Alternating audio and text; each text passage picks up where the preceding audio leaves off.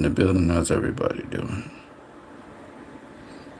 So we're talking about Sean Porter versus Terrence Crawford. Terrence Crawford said some comments when TGB Promotions head Tom Brown. He said that they TGB Promotions tries to ensure that the fighters, once the fighters want to fight, they make the fights happen. So Terrence Crawford was on saying, repeat what you just said, and Tom Brown repeated it. Terrence Crawford says, see, I've been trying to make fights with these guys, and the PBC fighters have not been trying to make fights with me. Let's get down to it. Now, Bob Arum jumped up and said it's a new day and cleared that out and said, yeah, just say it's a new day. Now, we all know Terrence Crawford wasn't trying to make a fight with Sean Porter. It was because the WBO mandated that fight, and because Sean wanted that fight, that Terrence Crawford is facing Sean Porter. That's the first point. The second point, which is a very valid point, is why is it if you have PBC fighters, why wouldn't the PBC fighters face each other before going across the pond to face a top-ranked fighter? Seeing the top-ranked fighters, at least when it comes to Terrence Crawford, they're not trying to cross the pond to fight on PBC. Now, Bob Arum is right. It is a new day because we saw Deontay Wilder versus Tyson Fury happen on Fox, which is on PBC side. The second fight happened on ESPN. The first fight happened on Showtime. And the third fight happened on Fox. All right, showing that, again, Deontay Wilder was able to make the fight happen, and he was able to do a crossover fight with Top Rank. This is twice. Tom Brown Promotions, or TGB Promotions, was able to make that happen. Now, and these are all Al Heyman fighters. Well, Deontay is not necessarily, well, yes, he's advised by Al Heyman as well. Now, here's the thing. Sean Porter has faced every single top welterweight in the welterweight division. The only top welterweight he did not face, at least currently, is Terrence Crawford. He never got the opportunity to face Manny Pacquiao. Manny Pacquiao is retired. But he faced every other top welterweight. He had a close fight with Keith Thurman. He beat Danny Garcia. Kell Brook beat him. And Errol Spence beat him. Okay? So it makes sense that Sean Porter would want to go after Terrence Crawford after having faced everybody on the PBC side. That's the only guy he would not have faced. It's the only top welterweight left for Sean Porter to face of his era. So that makes sense. But furthermore, was it not Terrence Crawford who said that he was not interested in facing Sean Porter when it was first proposed? Terrence Crawford said Sean Porter brings nothing to the table. And I believe he went on to face Kell Brook, if I'm not mistaken. Furthermore, Bob Arum said that Sean Porter wasn't a good enough opponent. I think this was after he had just lost to Errol Spence. He hadn't fought any other fights. And Bob Arum came out and said, and then lowball Sean Porter saying he would pay him $1 million to fight.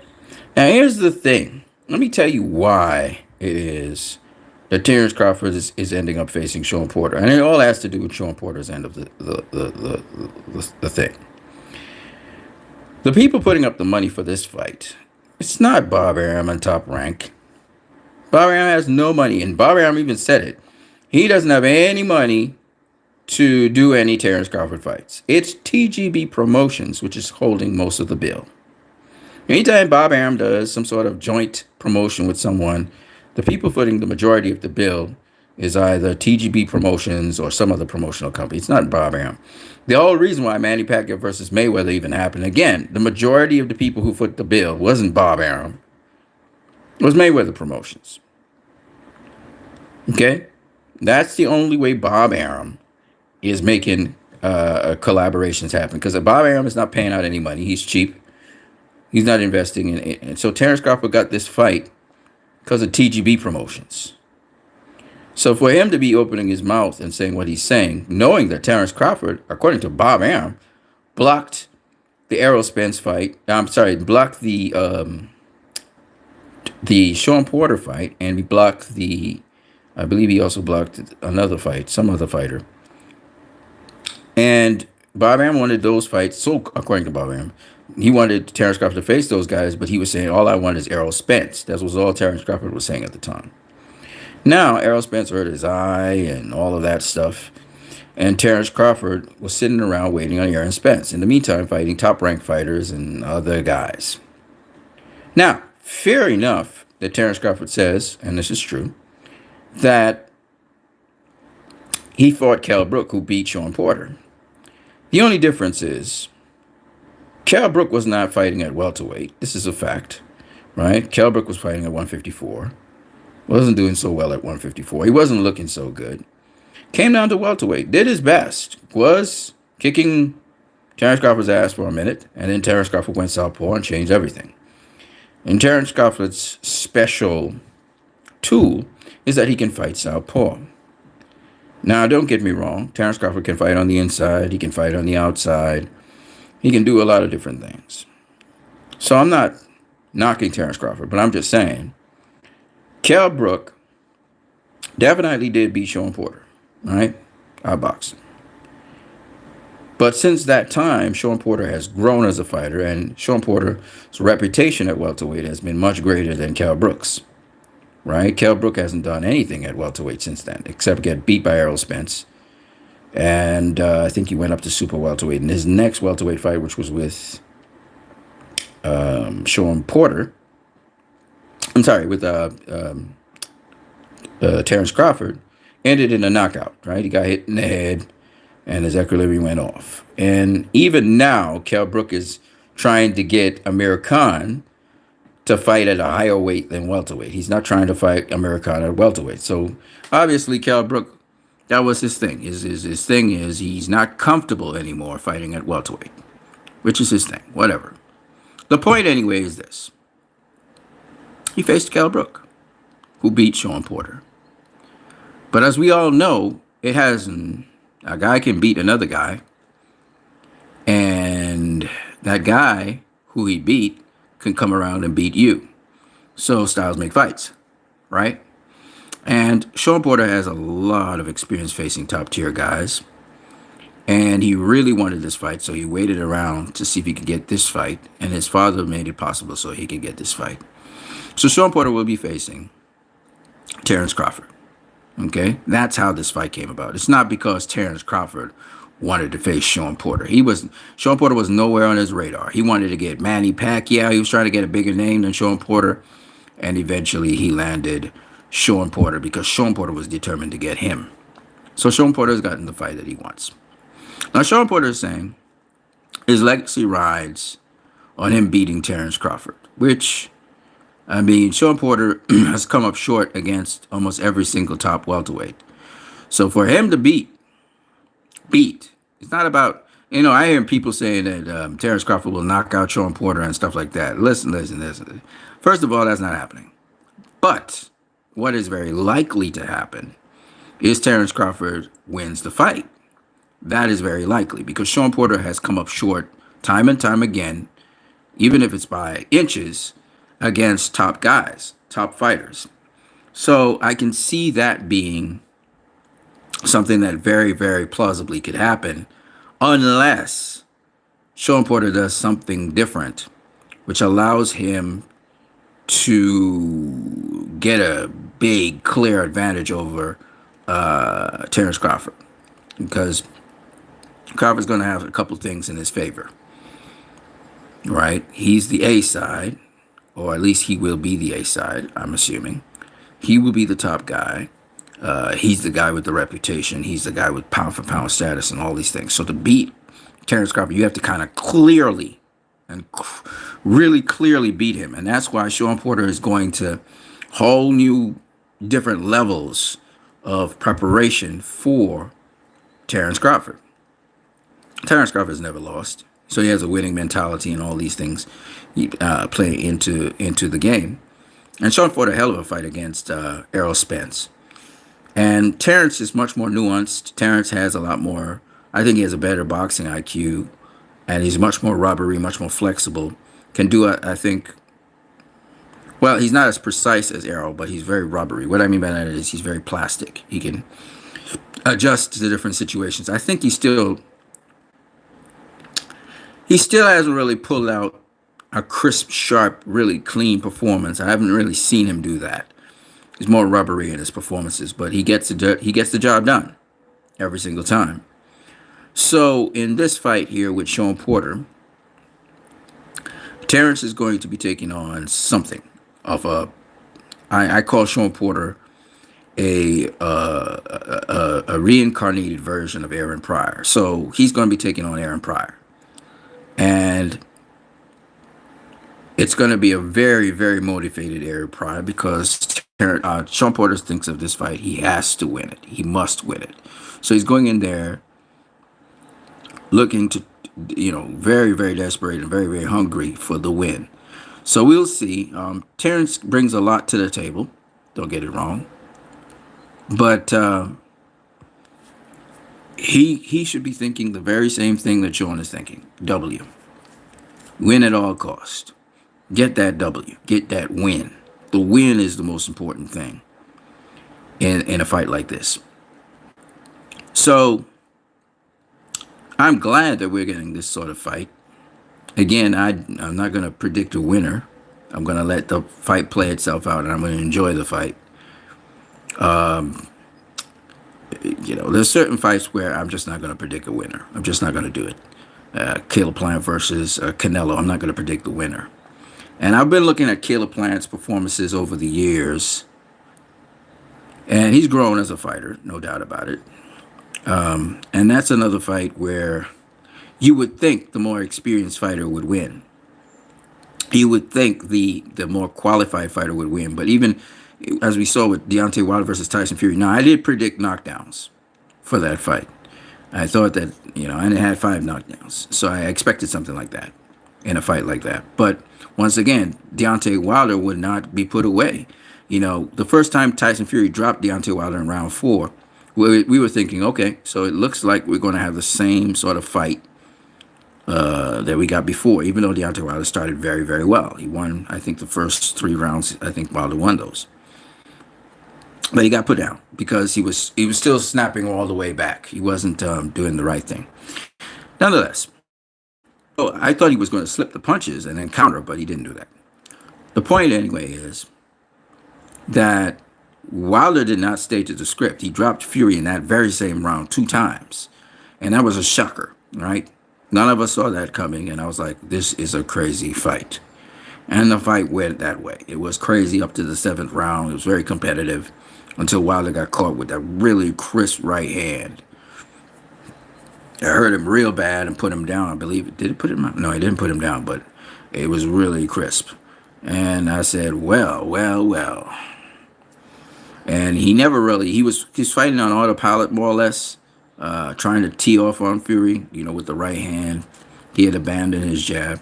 And then I knew, well, let's see. And then he would just come back and hurt Fury round after round. Fury would have the advantage. Even when Fury, at the end of the 10th, when he hurt Wilder really bad, and Wilder came back right at the end of the round and started teeing off on Fury. It was crazy. It was a crazy fight. But the point is, the underdog, the guy who everybody expected Fury to just come in and blow out, didn't happen. It did not happen. And even Tyson Fury acknowledges, how incredible that fight was. And Wilder's already recovered from it, which is good. And I hope to see Wilder again, man. I hope to see him. He's a very exciting boxer. He really brings a lot of excitement to boxing. So I hope to see him again. And we'll see what happens with Anthony Joshua versus Alexander Usyk. The rematch should be happening pretty soon, unless Anthony Joshua takes some step-aside money and prepares himself, and Usyk goes on to face Fury, which would be very interesting. But I think Fury's going to probably face Dillian White first. which is also interesting. Anyways, I don't want to keep you guys too long. And if there's anything you want to put, you can put it in the chat section. Remember, we're just talking as fans here. We're not talking strategy or game plan or anything like that. By the way, Coach Barry Robinson. Yeah, I was able to check him out as well. He's about for fighters as he's looking in the context of the fights. He and Coach Eric Bradley, they get my ultimate respect. And I know Coach Barry Robinson, he has a system in place, development of systems, right? He has systems in place that he uses to develop boxers, training programs and stuff.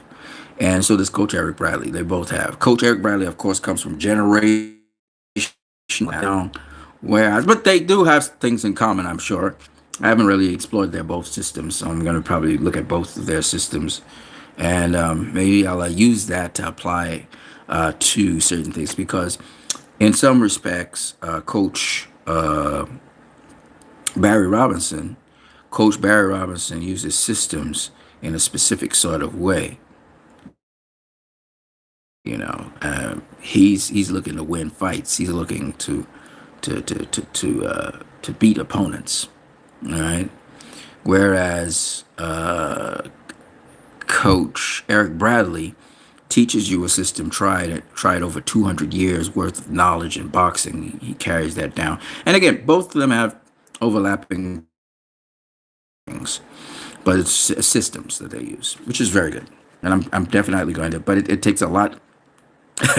It doesn't take, it takes a lot of effort and a lot of work to do what they, and you have to start at different levels, and the amount of amateur experience or amateur time you need to have and all of these things. So it's a lot to boxing. It's a lot to boxing, folks, if you decide to take it on. And I'm realizing that, and it's like, wow, it's intense. But anyway, yeah. So for those of you out there, Terrence Crawford fans who are unfailing with him, keep on riding with your boy, Terrence Crawford. Of course, I like Terrence Crawford. I also like Sean Porter. It's going to be a clash of two explosive styles. Obviously, Terrence Crawford is going to try and take the fight to Sean Porter, kind of like what Errol Spence did, but in a slightly different way. I think the outcome is going to be pretty much the same as all Sean Porter fights. It's going to be a close fight. I think Sean Porter is going to get caught with some hard shots sometimes. He's going to dish out his own share of punishment, and we'll see how it goes. I mean, Sean Porter is a buzzsaw, and he keeps on you all the time. When you want a break, you're not getting one, okay? So Sean makes you fight all the time. It doesn't matter. All Sean's fights go like that. So you have to be ready for that. And a guy like Terrence is going to try to dictate the fight. This is just one of those things where Sean's a guy, you hit him with your best shot. You may hit him with your two best shots. You may hit him with a right hand, left hook, right? And he may get stunned for about a fraction of a second, and he's coming at you. So Sean is not a guy that is deterred by getting hit. Okay, he doesn't buck. He doesn't, even when he got hurt by Errol couldn't take him out. Like, Sean's a buzzsaw. Okay, so if anybody's saying that Terrence Crawford is going to knock out Sean Porter, that's not happening. This is a fight where that's not going to happen. I'm telling you right now. I'm just letting you guys know. I don't care how hard Terrence thinks he can hit. He's not knocking out Sean. But what he will do is he will be able to get some shots in on Sean. That's going to happen. Now, here's the thing, though. Sean's going to get shots in on him as well. It's going to be a fight. And Terrence is going to try and impose himself on Sean, which he should think about doing that in select points, where it's kind of hard because it's like Sean comes to you like a hurricane. He's like a hurricane coming through. But you got to pick your spots, which is what Errol started doing. But I mean, even then, Sean, and Errol's a big, strong guy. I'm not saying Terrence is not big and strong now, but it just, y'all are going to see what I'm talking about with Sean. Sean brings an intensity that you have to match. And it's just, I thought Sean beat Errol, even with the knockdown. And that's to tell you how intense Sean is. But Sean has to now clearly beat Terrence Crawford.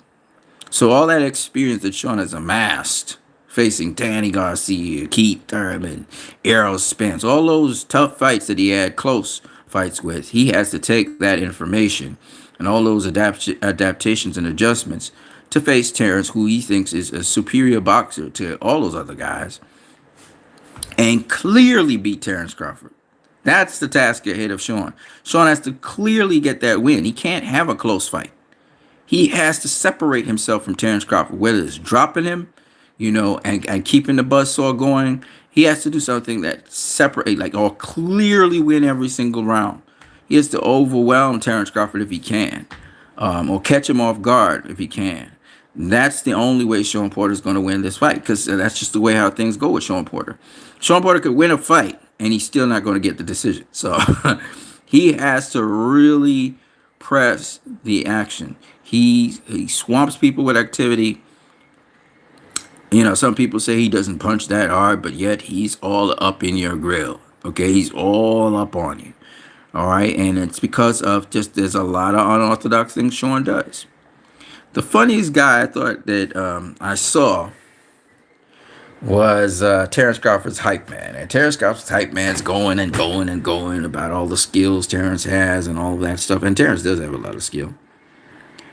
And he does have a lot of tools. Nobody's doubting that. But the hype man is talking about, Sean Porter having nightmares facing Terrence. And Sean Porter wanted this fight. What is wrong with you? Sean Porter wanted to face Terrence. Sean Porter wanted this fight. He's not afraid of Terrence. Sean Porter has too much experience to be afraid of Terrence. Sean Porter knows what to do if Terrence was to hurt him, if he could, hurt him in a significant way. Sean Porter knows what to do. So it's not like Sean Porter knows why he's picking Terrence, knows why he's going after Terrence. The thing is, if the fight makes it to the distance, Sean Porter needs to try to get the decision. He needs to, whatever it takes for him to get the decision, that's what he needs to get. And that's what Sean Porter has been falling short with. So it's not a problem. The issue for Sean Porter and why Kenny Porter and Sean Porter are taking this so seriously and taking different approaches to it, the issue isn't that Sean Porter will make it to the end of the fight, or as long as the fight goes, he'll remain standing. That's never going to be the issue, quite frankly. And Terrence is a mean guy and all of that, but that's not going to be a problem. Okay? The problem is going to be that can Sean Porter win the fight, get his hand raised at the end of the fight, however it ends, as the winner of the fight? This is what is the issue, right? Because people are going to look at Sean Porter and say, oh, he lost 3 times. He lost to Keith Thurman, he lost to Errol Spence, and he lost to Kell Brook. And they're going to go into that fight thinking, it don't matter. Judges, everybody is going to be swayed by the fact that Sean Porter has lost close fights. So the only way Sean Porter is going to be able to beat Terrence Crawford is to comprehensively beat him.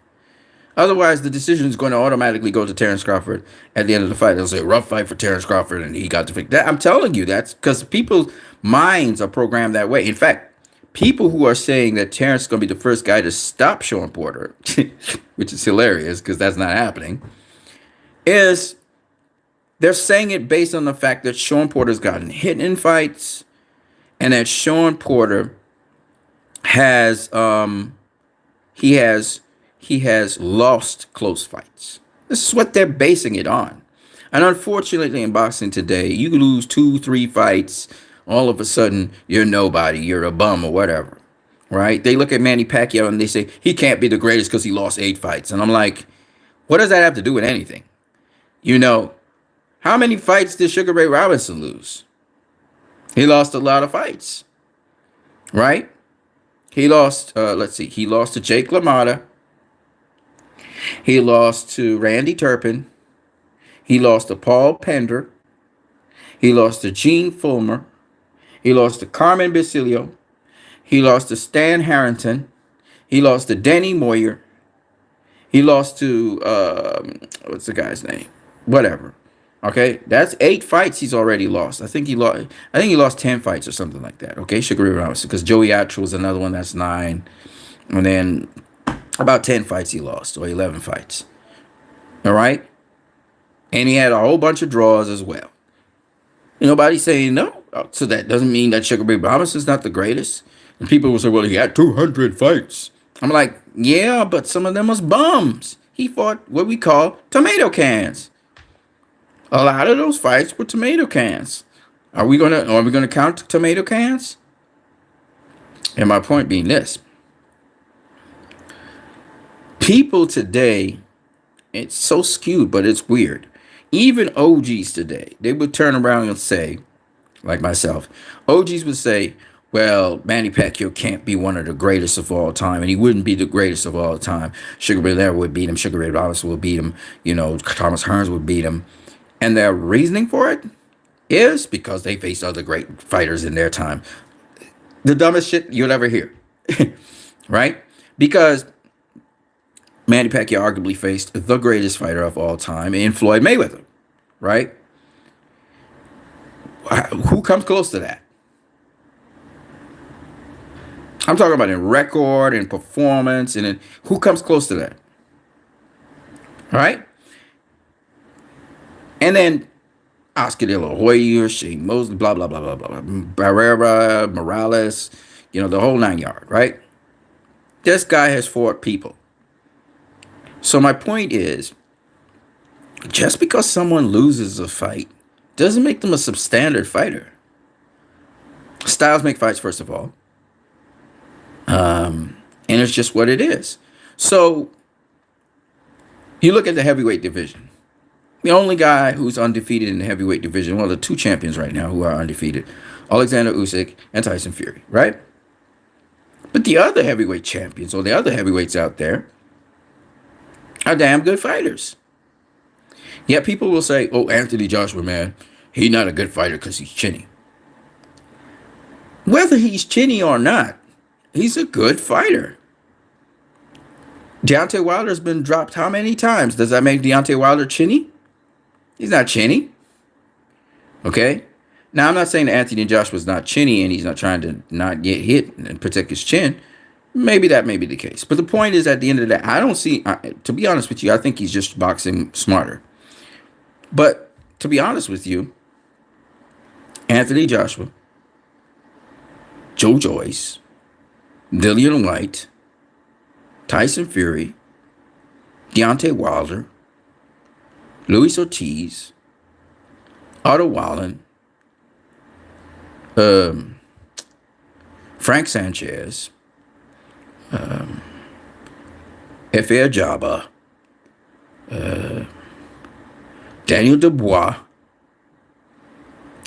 and several other heavyweight guys like Alexander Usyk and Michael Hunter and Alexander Povetkin. That's a lot of really good heavyweights. You got Derek Chisora out there, Parker. You got Ruiz. There's a lot of good heavyweights out there. Okay. There's Baby Miller and there's Baby Miller. Right, the 2 Jared Millers. There's Jared Miller and there's Jarrett Miller or something like that. The point, anyway, I'm making is you got a lot of potentially great heavyweight fights on the horizon, and some of them are not going to be championship fights, just like back in the day.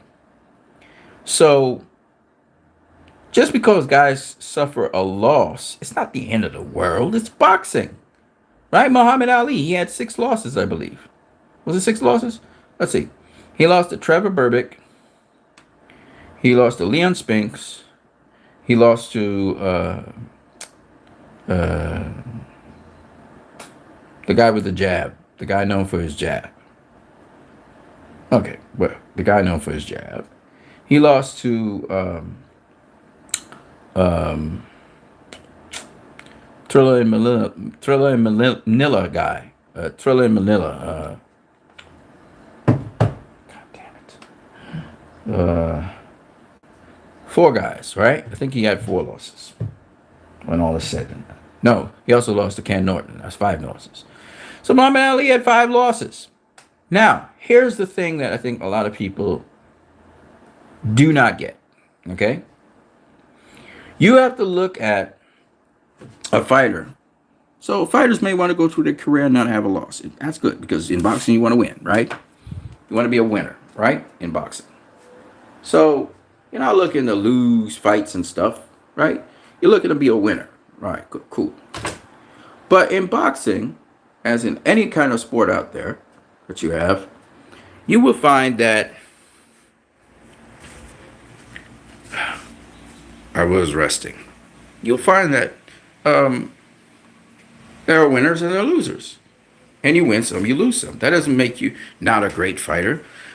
Now, if you're winning a lot of the fights against big fights, you're winning a lot of big fights against big names. All right, and you lose a couple of those big fights. But you're the guy that won most of the big fights in your era. You're the top of the era, especially depends on how you end your era as well and how you end your fights against whoever you're facing, right? But the point is, you would be considered the best in your era based on how you do against the best of your era. Okay? So,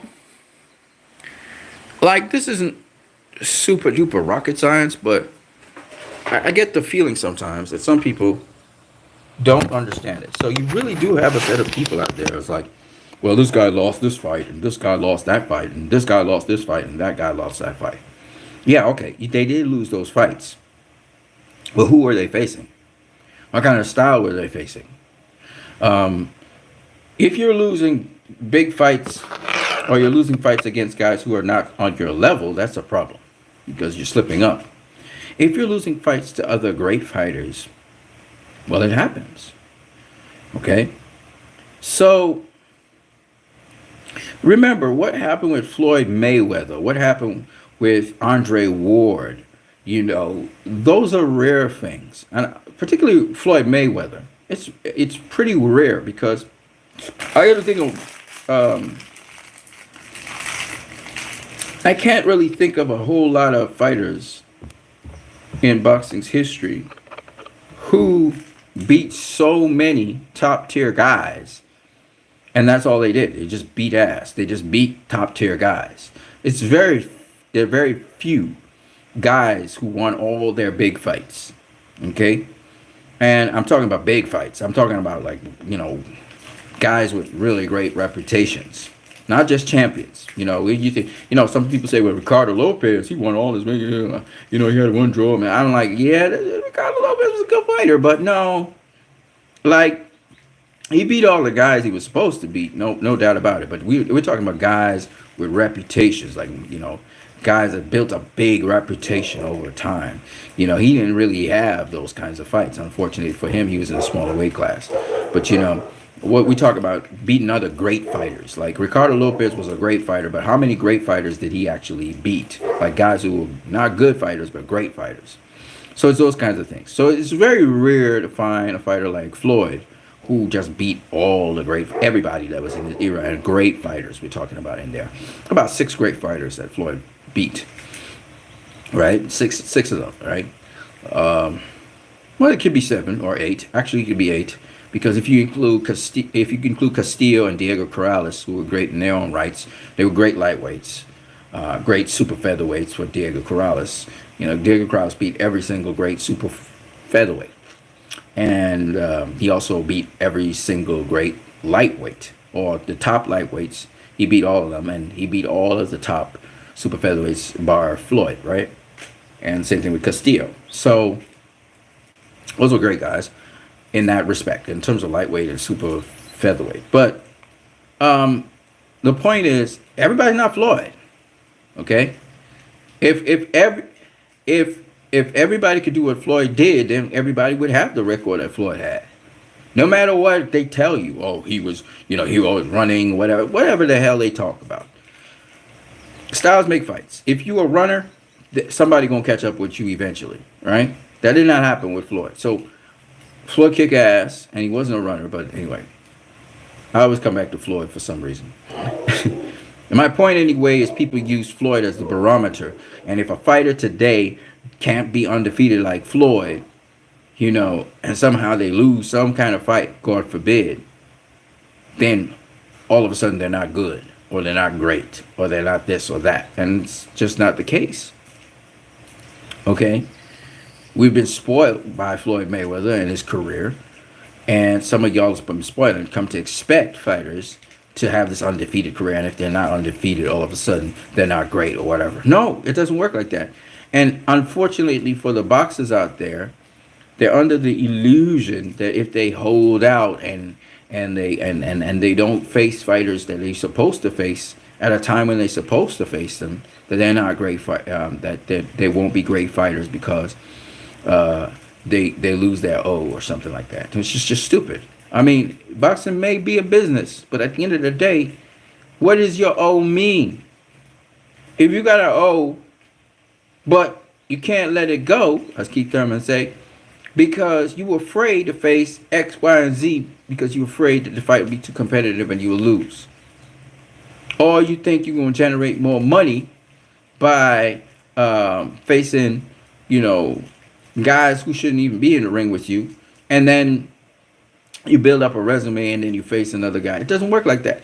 There's levels to boxing. So once you reach the championship level, you should be looking to face other champions. That's what you should be doing, trying to be the champion of champions, because there's 4 belts out there. And unfortunately, especially in the lightweight division, we've been getting some disappointing behavior by some of these so-called guys. Now, I was listening to Coach Barry Robinson, and he was saying that Devin Haney's still a prospect. Devin Haney's not a prospect, right? Devin Haney is a champion now. He was a contender, but now he is a champion. Okay? He is the WBC champion. He's no longer a prospect. And he proved that by beating former world champion Jorge Linares. Yeah, he got a little shook it up at the end of the 10th round, but it wasn't nothing to consider too big. He knew what to do. He had a clear head, and he was still sticking the fight to Linares. The point anyway is that Devin Haney, he still needs some experience. He's a little rough around the edges and so on, but Devin Haney is a world champion right now. He's not a debutant. He's not a contender. He is a world champion. Teofimo Lopez has faced 2 actual world champions and beat them. Okay? Teofimo Lopez has the most, I think he has the, besides Tank, we're going to talk at lightweight. At lightweight, Teofimo Lopez is the guy with the most amount of championship experience in terms of facing world champions. All right? He faced 2 world champions in his short little career as champion. Nobody else has done that, right? Devin Haney did not face a world champion to get the championship, but he is the other champion out there. There are 2 champions. Now, what would dictate is, since they're 2 young fighters, they should face each other. The champions should have been facing each other. And if not, the champions should be facing their mandatories. Devin Haney should be facing either Ryan Garcia or Jojo Diaz right now. Okay, that's what should happen. And Teofimo Lopez should be facing Karen Bosas, which he's going to face, I think, on DAZN. They're trying to get some sort of semantics out there. So he's trying to get undisputed, pushed in to the title, Teofimo Lopez, when he's not undisputed. Okay, he's unified, and that's how that's going to go down. He's not going to get undisputed, no matter what Mauricio Suleiman says. Teofimo Lopez is not undisputed. The only person, and only because of Devin Haney. If it wasn't for, and the franchise championship belt is not no super championship belt like the WBA super champion. The franchise championship belt is a designation given. It's supposed to be a WBC title, but it's a WBC designation to a person who has requested it so that they can fight the fights that they want to fight. In other words, a franchise champion can do whatever the hell he wants once the board of governors approves it. Right? He can face whoever he wants to face. And if he's not a franchise champion, Teofimo Lopez, then he will not have mandatories, at least in the WBC. He may have mandatories in the IBF or wherever. And you can see clearly the IBF and the WBA and the WBO do not recognize that. So you can't be undisputed, and the other sanctioning bodies have not agreed that you are undisputed. Just somebody in the WBC saying, oh, yes, he's a WBC champion, therefore he's undisputed, is not enough. And that's why the franchise championship, the WBA is moving away from super champions now, and they're trying to get the WBA belt. They're moving away from that because they realize what's going on. So they've already made their ruling, and it's just about executing now. So there will be no more super champions in the WBA very soon. And only the WBC will be looking stupid with this franchise championship belt, which Mauricio Suleiman put into existence. And so far, what we have seen is a franchise champion, because he doesn't have to face his mandatories. Lomachenko didn't have to face Devin Haney, and Canelo didn't have to face Jamal Charlo. So far, that's all we've seen of the franchise championship. And I'm sorry, I'm a fan, and I'm saying it's a baloney, and it needs to be taken out of boxing and just leave the WBC title, just like what the WBA is doing now, because the WBC how disastrous and how much of a problem it could be. And the interim champion should be the person who, if the champion is not present, becomes champion in the interim. You shouldn't have two champions existing in any sanctioning body, whether it's super champion or not. There shouldn't be two champions existing, and one's just solely to face whoever he wants to face, and the other one is there to defend the mandatories. That's stupid. And I understand the super champion is something you earn. It's either you get it from another guy who was a super champion, or you fought a number of fights to become a super champion, etc., etc., etc., right? I understand that, but still, we don't want it. Just have one champion per sanctioning body. We already have too many champions per division. You should have just one champion per division, but we don't. So, unless those belts come together to form undisputed, we have a problem. There are too many championship belts. You can have minor world titles. You can have secondary world titles being like the interim, the WBC International, the WBC Gold, the WBC. You want to have that stuff, fine. But please, let's have the real champion be the real champion per division. Anyway, I've covered a lot. It's 42 minutes in, 53 seconds. On what you need. Don't forget you can subscribe, share, and you can donate via Western Union MoneyGram. I take donations on this channel. This channel, of course, is to educate people, fans, just normal fans on boxing, encourage them to box. Like I said, my disclaimer, and it's something that Barry Robinson even said on his channel, which was very good. I told you guys I don't train anybody. I told you guys I'm a fan talking boxing, and even though I am going to definitely fight, if not at the end of this year, beginning of next year, I'm going to be in a boxing fight, a boxing tournament, a boxing match. I'm definitely going to do that. And it's so that when I talk, at least I know what I'm saying. Now, as Coach Barry Robinson so correctly said, there are a lot of people who either pose that they have no knowledge, or they even have knowledge of boxing. All right? But that doesn't mean they can train anybody. Okay?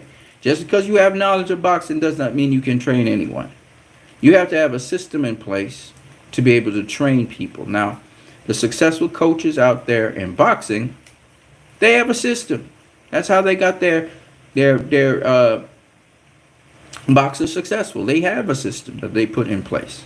And they got experienced trainers and coaches around them to resort to the knowledge and information they need to be able to deal with certain fighters and to win fights. Okay?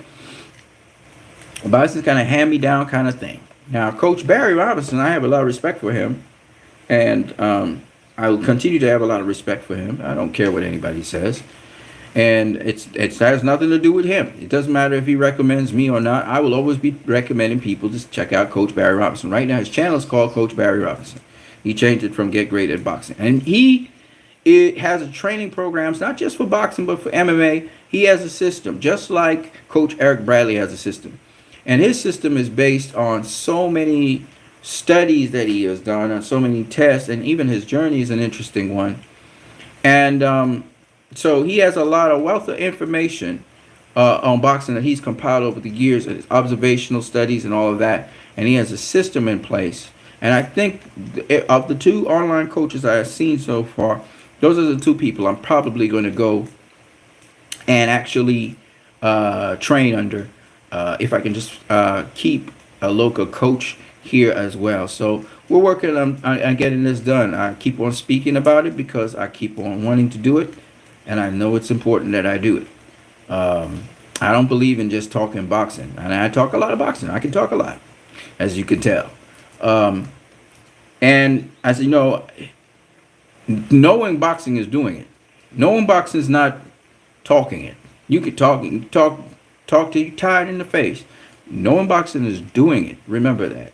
Anyways, man, I know I was talking about Terrence Crawford, and I've talked now for 46 minutes and 2, 3, 4, 5, 6, 7 seconds. I'm gonna tell you all this though.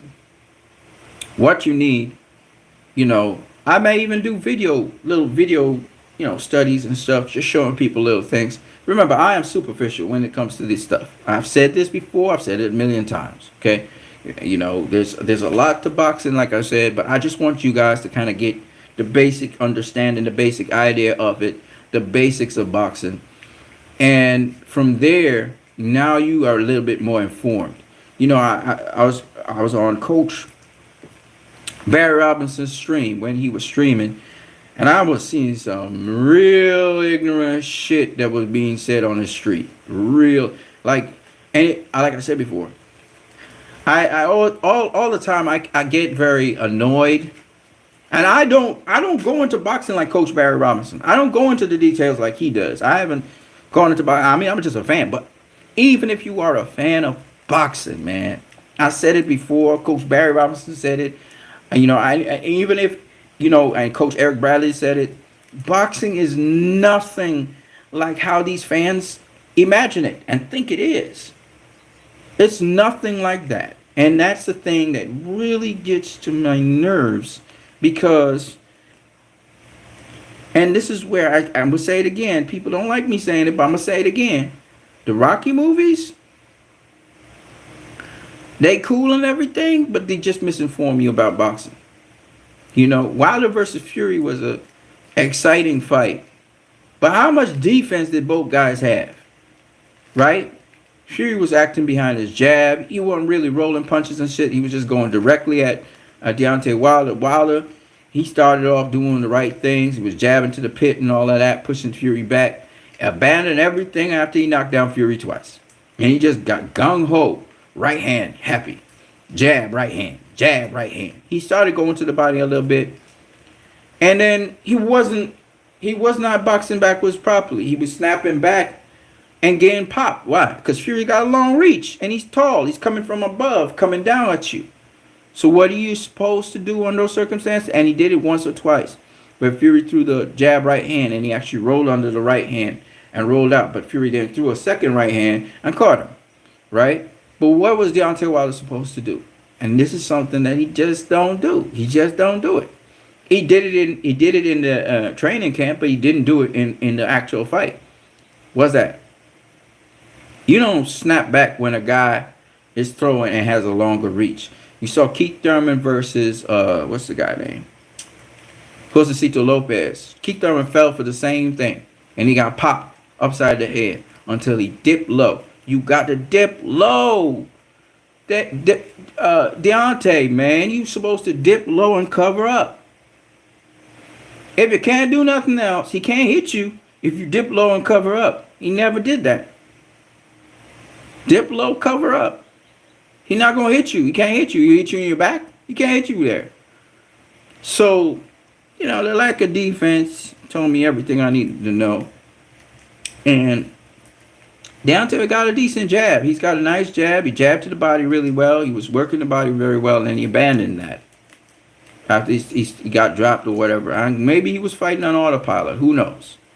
But he definitely abandoned a lot of stuff. And even I heard in his corner, what's his name? I heard Malik Scott saying, "Man, you gotta wake up. You sluggish and stuff." But Wilder was taking some punishment. He was taking some punishment. He wasn't sluggish because he was just sluggish. He was sluggish because he was getting bopped upside the head with those jabs. Fury's jab couldn't miss at a certain point. He's just popping with a jab, and that's a heavy, heavy jab. It's coming from a height downwards and bopping while they're upside the head. And you got to understand, this guy's 275 pounds, right? So just imagine that kind of force coming down at you. You know, if people say Fury can't punch, he can punch. That mother can punch. Wilder got a hard head. Okay, but he can punch. Clearly he can punch. Right? Fury can punch. Like a lot of people saying Caleb Plant can't punch. Yeah, Caleb Plant doesn't always put all his oomph into his punches. He got quick hooks, quick shot and whatever, but he can punch. He can punch. He can punch. Caleb Plant can punch.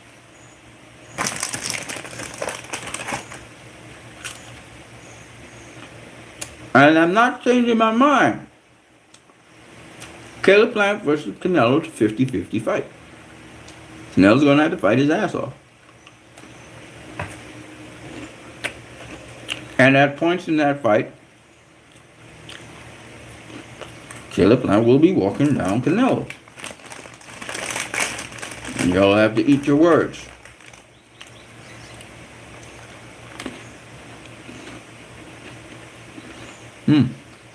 I'm gonna whoop. More of that. Yeah. Anyway, people, what you need,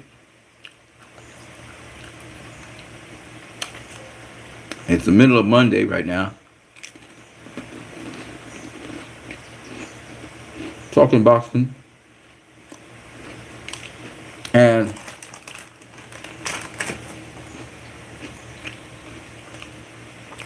Terrence Crawford versus Sean Porter. And it went off into a tangent.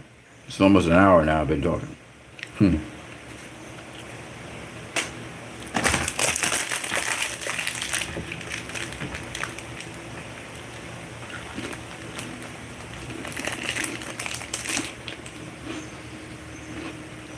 Boxing is not an easy sport.